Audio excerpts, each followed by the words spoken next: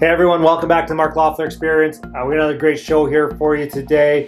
You're probably going to want to watch this over and over and over again. I get it. Kory MacKinnon, thanks for driving. He drove all the way from Sarnia, so make sure you watch every minute of this.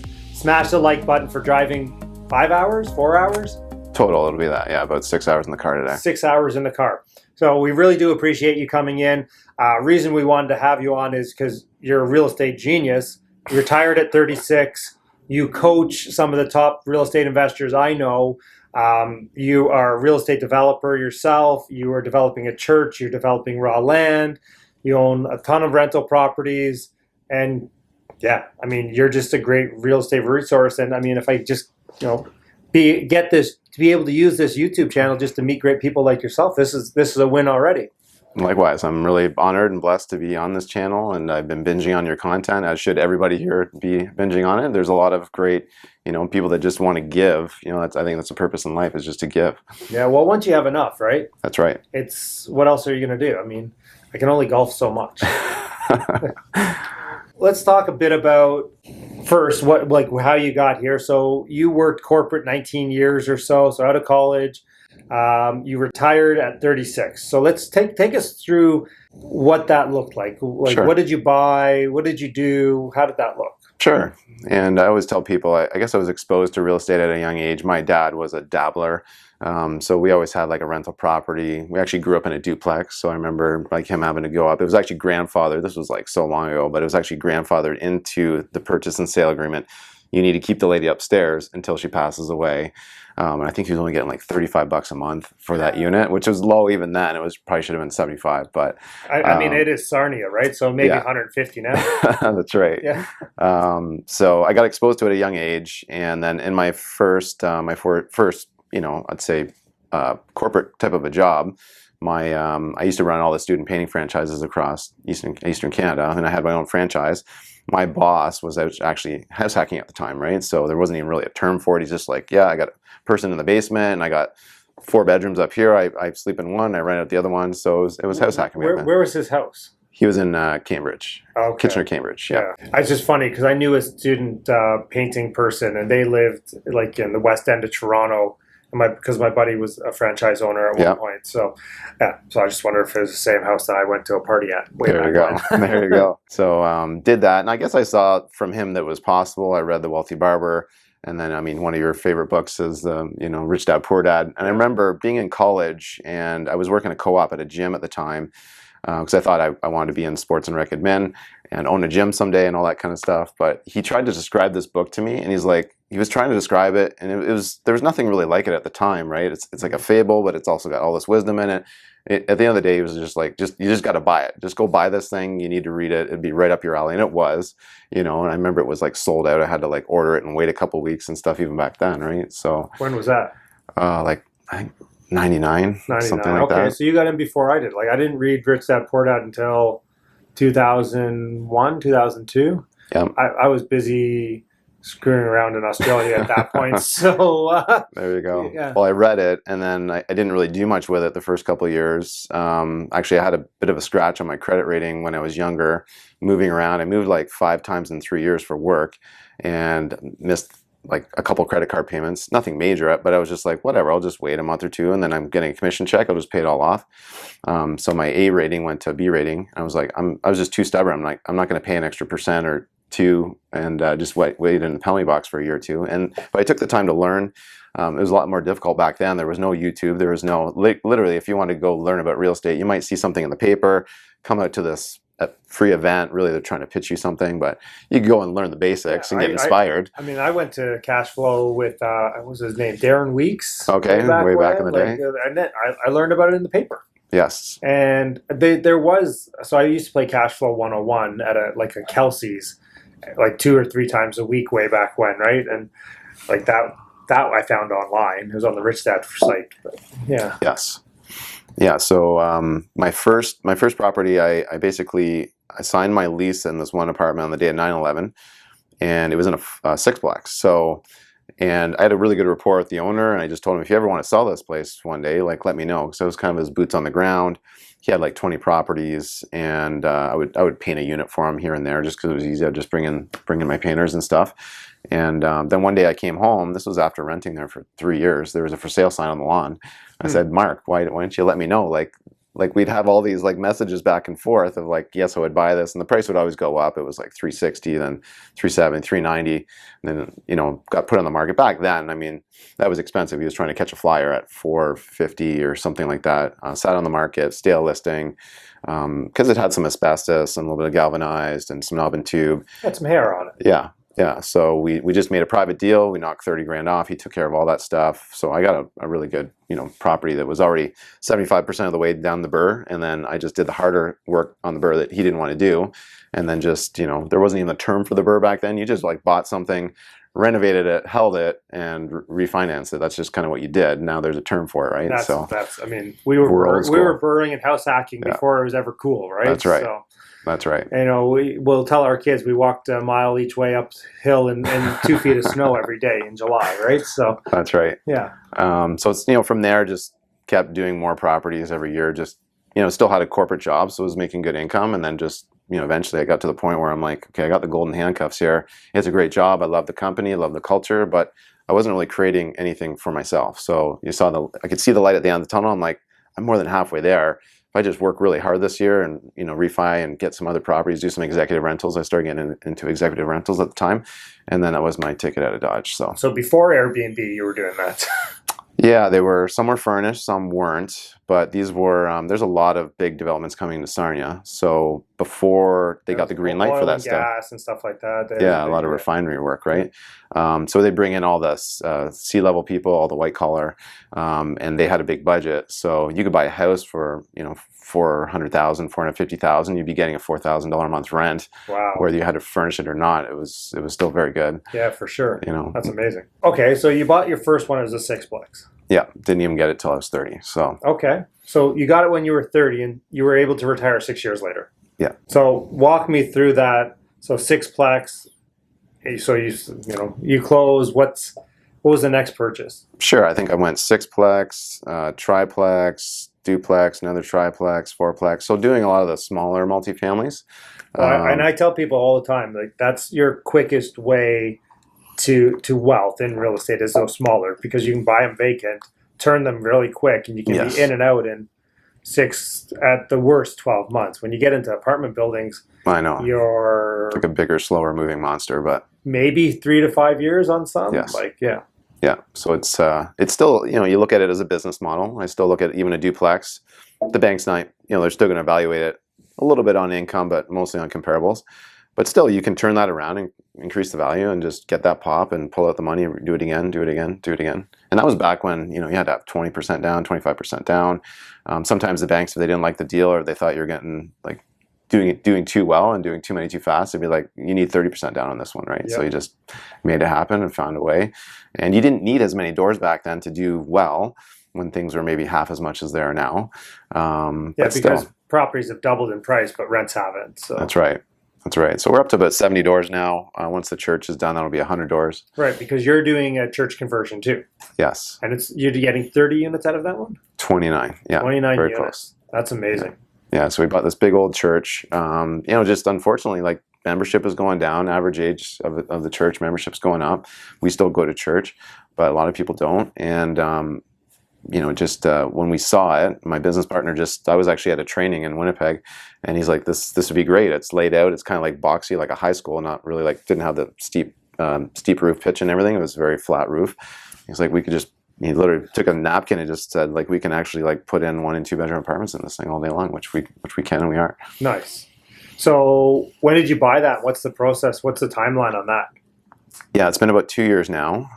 So our first big hurdle was we wanted to get it to, it was zoned as a duplex, oddly enough, as a church. I'm not sure why. It was kind of built in stages. Okay. They had phase 1 of the church, and then they built on 3 years later. So maybe that's how they got their duplex, R2 zoning. Yeah. So our biggest thing was we wanted to get it approved for a zoning change for multifamily before City Council turned over. So before we even went firm on it, we got permission to get access to the building and do all the right reports and studies, and I was cutting checks like it was my job. And I mean, that's the thing when you started getting into bigger multis, like you could be $10,000 to $20,000 deep. You probably a little bit more. Yeah, it was 30 to 40 even before I went to the City Council meeting. Even before, right? Because you have a planner, you have all the architectural drawings. I mean, you have traffic study. Yeah, traffic study, environmentals. Yeah. I know, it's crazy, some of the stuff they want you. And they have the data. They just pull it up and they want to get paid in full, and then they give you the report a few days later. And that's great. I mean, if they're in that business, So we saw that. We got it approved before City Council changed. Nobody thought we could get it to the starting line that quick in 6 weeks or whatever it was. Wow, that is quick. Yeah, and then we were basically waiting to see if we can get some city grant money, some county grant money, even provincial grant money, and they all didn't like our project. They're just like, either you're not partnered up with a local charity, which we weren't against, but as soon as you give away the control of your development to, let's say if it's I don't know, Al-Asadi or anything like that, where they rent to people that are in a different kind of need, then you're giving up control. And I've talked to those people before, and they're like, we've had a vacant unit here for 3 months. Like, I could rent it all day long, but we got to wait for one of their clients to go in. And then even CMHC thought that our project was too small, because I guess it was, finished product's going to be about $5 million. Yeah. They were thinking like, we kind of like things when they're 10 million and bigger, so I was like, and they're trying to say it's because of your vacancy rate. I'm like, just because of the, CMHC said in 2016 that the vacancy rate it's like 1% right now in Sarnia. Like, we need units. So well, whatever. Does, so now right? we're doing it Because conventionally. nobody's really building them. At least not that scale, right? They're not like 29 units. I thought would be a pretty big project for Sarnia right now. It's decent for sure, and it's going to get. I mean, obviously, condo development or new development, it's probably small compared to that, but purpose-built rental. Yes, there's not a lot of them. I think there was one that somebody did similar to this like a couple years ago, and obviously Tricar's down there. They're making some high rises and whatnot, but Sarnia needs units, and the population is growing again, which is great.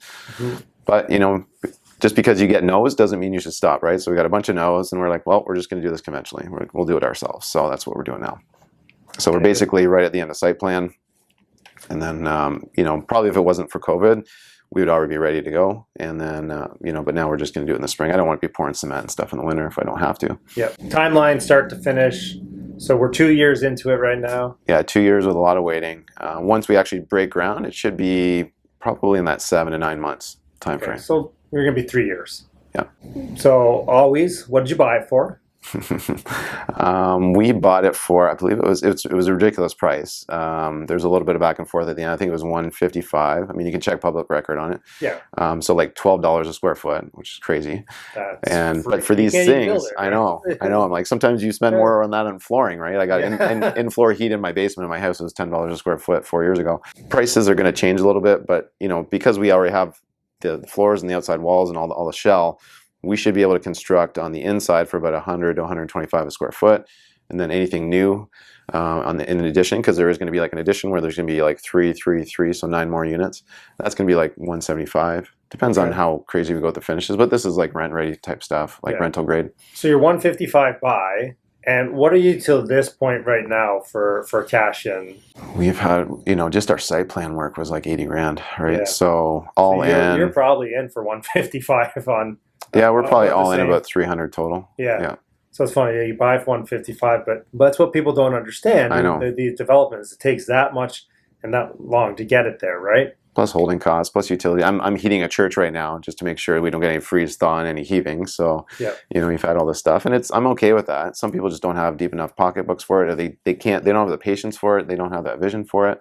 But again, like, real estate really is the long game. You got to play the long game. It's not a get rich quick, although you can make really good money doing a quick turnover. I remember one time I did a BRRRR, and I think I pulled out 80 grand 6 weeks later. Yeah. But it's a get rich for sure if you buy right and you follow the fundamentals and you're patient and you're thoughtful and you're on top of the details. What's your overall renovation or construction budget on that one then, ish? We're looking to be right around 4 million, 4.1. So you're in for 4 or 5, say. What's your after repair? 5 or more. 5 or more. So just a little bit over 200 a unit. Yeah. Which, I mean, I think any new construction in Hamilton would be way would be more than that, but I mean, Sarnia, I About don't know the actually market. $150, $160. Yeah. $150, So it's not bad $160. for Okay. one and two bedrooms. Jeez, I mean, that still Brand seems new. cheap to me for what I'm buying right now. Like, I'm buying crap for 150, 160 in Hamilton. Yeah, and it's a different market, right? So Sarnia has been getting a good pop, just like all markets. We were, real estate until the last couple of years have been pretty boring, and I always tell people that boring works. Boring is the best. Like, It is. I don't like this excitement. I know. With this excitement, it makes it hard to buy stuff. Yes, attracts too many people. So What's a 2-bedroom rent for there? 2 bedrooms, probably gonna rent for like $1,200, $1,400. Okay, so you're Good size. We're doing local. in-suite laundry. It's gonna look nice. So Yeah, a condo. I mean, church. I mean, yes, converted loft or whatever look, whatever. Okay, what's a 1-bedroom rent for?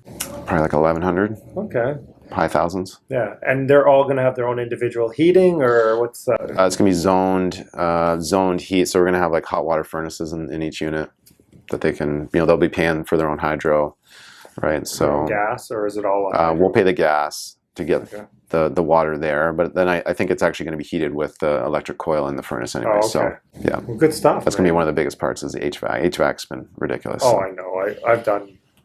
I've done buildings where we bought vacant and they didn't have any HVAC and whatever. Oh wow. The one that we bought, my first multifamily I ever bought. It's funny that we called the city to turn on the water, and they're like, "We can't." And I'm like, well, "What do you mean?" Like, "Well, your building was crying." I go, what does that mean? They're like, the guy came out. He goes, "When I came and shut this off, I guess somebody had stole rads or stole something." Oh wow. And so basically the water was coming out the front windows. And he said it looked like they were my. crying and they shut it off from the street. And I said, well, no, we fixed enough of that. But yeah, we had to kick the crackheads out. They were basically stealing the rads, tumbling them down the stairs, breaking the stairs. Wow. Yeah, those are good Wow. ones. I know, right? But if you can solve a bigger problem, there's opportunity on the other side. Well, that's it. I mean, I bought an 18-unit building for $600,000, which back then was a good price. Now it would be an unreal price. So It's all relative, right? I mean, at the time, people would still think that was risky, right? Because they're like, "That's a lot of cash. Why don't I just go buy this $150,000 duplex or whatever?" well, that's it. All right. So you got church conversions. You're doing some small developments. You got 10 acres that you're clearing. So I kind of want to switch gears here, and I kind of Sure. want to talk about. So you're 36 years old. You're leaving a corporate position where you're a division manager or something, like a pretty good position. So what enabled you to be able to make that move? And was it just real estate? Did you then? Because I know you do coaching. Was coaching involved with that, in Not so replacing much. some of your income, or does that just come on later? That came on later. I've basically been coaching people. So my job in corporate was I was basically in charge of recruiting and helping people with their marketing and sales and their execution of their businesses anyways. So I've been in this for a long time. Didn't really have any other income streams. I did a little bit of private lending at the time on top of real estate, but winning long drive contests and golf tournaments doesn't really count. So Well, you get a free driver that you can take to Golf Town for a gift certificate. that's right. Yeah. That's right. But I think once, people think it has to be perfect. I think the biggest thing was I wasn't afraid to take the leap of faith. Some people think it's got to be perfect. I have to replace all my income. I only replace about 60 or 70% of my income, but it's like, if you're smart with your money, I was like, well, my mortgage payment and all, to have my house is about $2,000. We own our cars, like cell phones and car insurance, all that stuff's not that expensive. So maybe we got to tighten up a little bit for a couple of years, but I just want to be a dad for a little while, and that, your purpose and your identity changes for sure. And I think people need to have the next thing ready before they just burn their day job, right? Yeah. You can say you want to be a full-time real estate investor, but it's like when you're used to doing it as a side hustle, 10, 20 hours a week, and then now you have 50, 60 hours a week, you're like, I don't know what to do. I got more time, way more time than I want to, Yeah. right? And you waste a lot of it. So what did you do? Because when I retired, I golfed a lot, and then it got winter time, and I was like, "Oh, what do I do now?" Right? Yeah. Or I exercised a lot too. So. Yeah. For me, I just really wanted to help my wife out. She had some really tough pregnancies, so stayed at home, worked out a lot. But then people just started coming out of the woodwork saying, "Hey, you were able to retire with real estate. Would you help me? Could you teach me? Can you help me teach me? Help me teach me?" And just to the point where now it's like it's more than a full-time business, and it's a passion of mine. This is something I've always wanted to do and really give back. So I think it takes the right kind of person. You got to make sure it's not just someone that needs the paycheck. I always tell people this won't change my life a whole lot, But if I can teach someone else how to fish, that really makes my day. And when I start to see, you know, every month I post in my private Facebook group, look at all the deals that our group has done, right? Like, you guys should be proud of yourselves. You guys are actually doing business with each other here. It's an awesome feeling, you know. Yeah, so because I feel like I had a little part in that. Yeah. They did the work though. Well, 100%. Yet, I mean, a job of a coach is to guide and sometimes inspire and sometimes let them cry on your shoulder a little bit. Yes. I get that. I mean, I was a coach for 2 years. Or hold their feet to the fire and just ask, don't be afraid, like, hey, what happened? You seemed really committed to the plan last week and then just didn't do anything. So what happened? Yeah, they must have been binging on your channel if they didn't execute. So how many of your coaching clients are full-time real estate investors then? Good question. A lot of them are trying to make that escape. So I would say full-time right now, probably only about 25%. So there's and probably did they start that way with you, or you helped guide them there?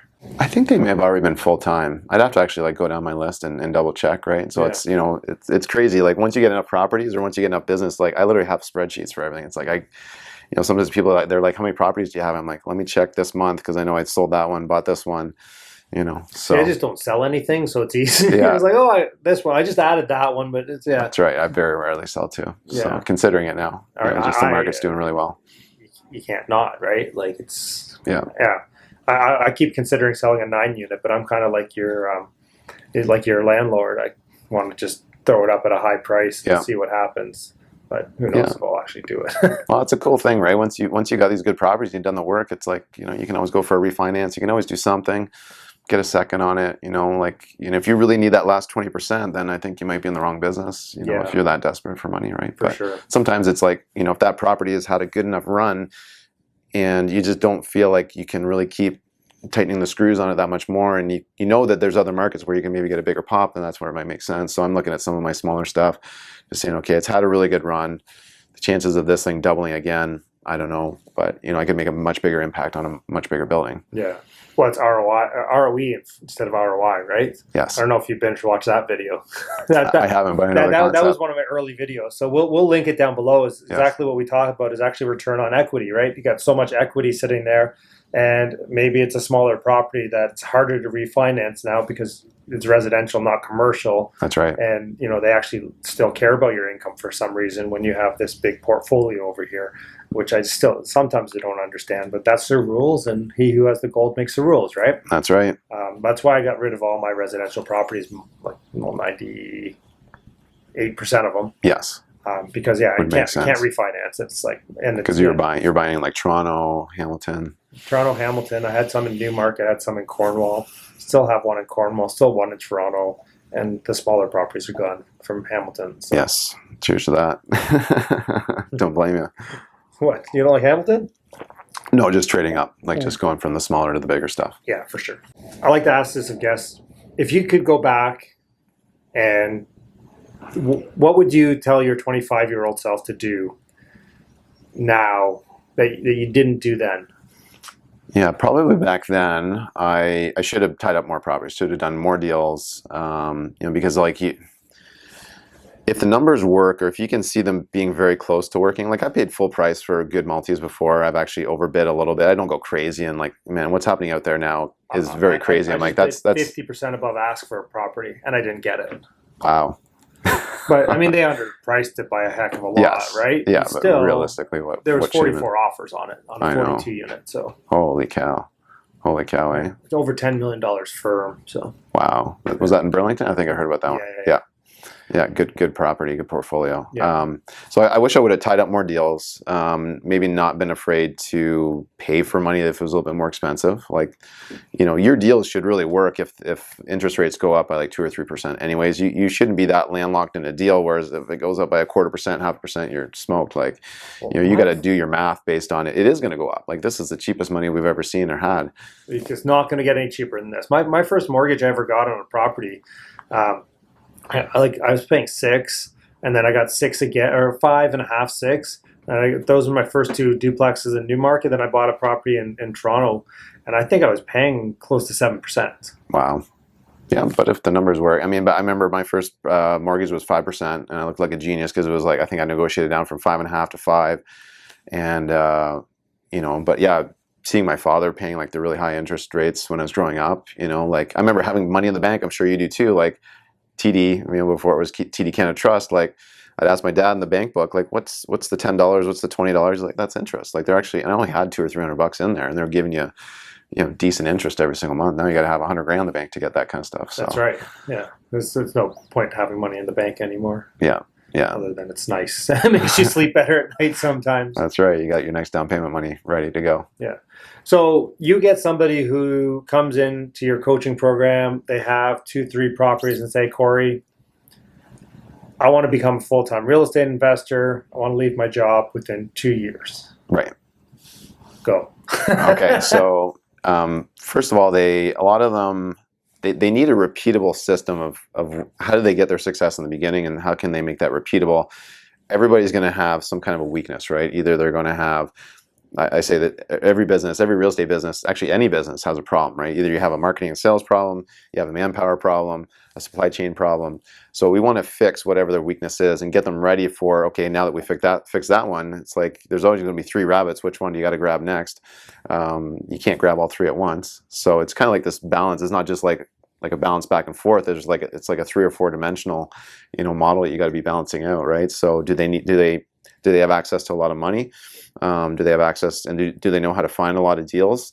Do they have all the power team members in place, right? So which one do we got to work on? Usually we work on the low-hanging fruit first, and we want to make sure that they're very even keeled and they have enough reserves in all those different categories. Because I think what's really happening these days with the economy, with this whole, what's going on in 2020, is people just don't have enough reserves, whether it's in their business, in their income properties, in their relationships, in their bodies, in their health. So when you have reserves and you have that extra capacity, like not all the money's on the table, like I got a bunch here, or I can go access a bunch off to the side, over here, over there, then you're in a lot better shape, right? Yep. So why do you sprain an ankle? It's because your ankle just wasn't flexible enough. Most people can actually roll an ankle and you'll be okay. Or you step in a big hole and just do something stupid like I would do, but yeah. That's right. But if you're healthy enough, you can recover from it, right? Yeah, well, exactly. So that's what I teach them. I want to make sure that and not just like, how do you go find a deal? Okay, tie it up. But it's also the mindset too, right? Like if you don't think you can do these things, you probably won't. So if anything, I'm there to encourage them and make sure that they understand like the deals are there. You could drop me in any market and we'll find deals in that market. Like deals look a certain way. Mm-hmm. There might be certain markets. I like to invest in value markets, like markets where they're not crazy expensive, a little more affordable, and the rents still keep up with everything. I know you did your top 10 list, which I think is a great video for people to watch. We'll link that down below. Thanks for the plug. Yeah, no, it's true. I was actually listening to it on the way in today. One of those markets where I invest in London too. So, and I love Halifax. I think it's a great market. The mayor there is very pro build and just get things going. And in the past, they haven't been. And I mean, that's very, I know Rain used to talk about that, and there's the politicians in there. And I know that's one thing that Hamilton really bust my nuts about is that like a lot of the politicians it's an NDP hotspot, right? So they weren't pro-development. Now they're starting to realize that they have to be anyways, because they have people can go so many different places within 1 hour here. I mean, well, there's that, and the fact that vacancy rate was less than 1%. Prices are skyrocketing. They needed more. They needed to build more. Yes. And then the Places to Grow Act came, and they were dragging their feet on that, and they've actually started to implement that. The stuff like so. But I mean, having a city council or government that is willing to work with you is definitely the way to go. I mean, I remember sitting in at a church conversion in Hamilton, and they were going to convert the church and then build a tower next door. Okay. And like the city councilor was like basically vehemently opposed to it and got the city all in a uproar. And they're like, oh, you need this, this, and this. And the guy just said, you know what? I'll just keep the church then, and I'm not going to do anything. Yeah. And that was like 8 years ago, and he still hasn't done anything. Wow. So, Kory, I mean, it's been such a pleasure to have you come in. I love what you're doing. I love that you're coaching a lot of young guys out there that are making great waves in this business. I mean, I've had a couple of them on the show already, and I mean, they're some of the most watched videos. So, I mean, I love what you're doing out there. I love the conversions. I mean, you're really taking it. I've not gotten into development myself just because Oh, the raw. It's a different animal here. Well, the and raw some of the bigger product for stuff. me seems too expensive, and It to is. go build for a purpose-built rental just doesn't make a lot of financial sense. Yeah. Where I'm investing, and I haven't looked at those other towns yet. You know, maybe that's down the road. Maybe I'll find a church and I'll have to give you a call like Ken did to make you go. sure it's a good deal. I know. You just get you and Ken working on it for me and pay the consulting fee. Yeah, much like yourself, I need to start looking at bigger buildings too, and just getting into that model as well, right? So I'm actually making one from scratch, so would love to actually find more of those, just like everybody else. But it's a different game, right? So you want to be in that sweet spot where it's too big for the average person, too small for the REITs, and you can kind of just go for those ones. That's my lane. Yeah. I want the ones that are too big for the average person, too small for the REITs, and try to stay in my lane. Excellent. Yeah. Well, it's been a pleasure, man. Yeah, and we're into a lot of similar stuff. We're in a lot of similar circles. So yeah, I'm sure we're gonna pop into each other now and then. But guys, if you like what you heard, we're gonna post Kory's Instagram. Is that the best way to get a hold of you? Yeah, Instagram. I've got a website too. You can just type in Kory MacKinnon, KoryMacKinnon.com. You can find me on Facebook, Instagram. Yeah, we're going to start up a YouTube channel here in the next 6 months. So there you go. So we're gonna hold you to that. We'll hold you accountable to that. So we'll have you Yes, back sir. on 6 months. I wanted to see your studio here and how you set it up. It's more than just the little corner here that everybody can see. So For sure. And we keep adding pieces every week. There seems to be something new that comes in. But yeah, we look forward to it. I appreciate you coming on and sharing out your knowledge, and hopefully you've inspired the next generation or this generation of real estate investors. Appreciate it. it's not just the knowledge, right? They actually got to do something with it. So that's Yes. important. Take action, everyone. Right on.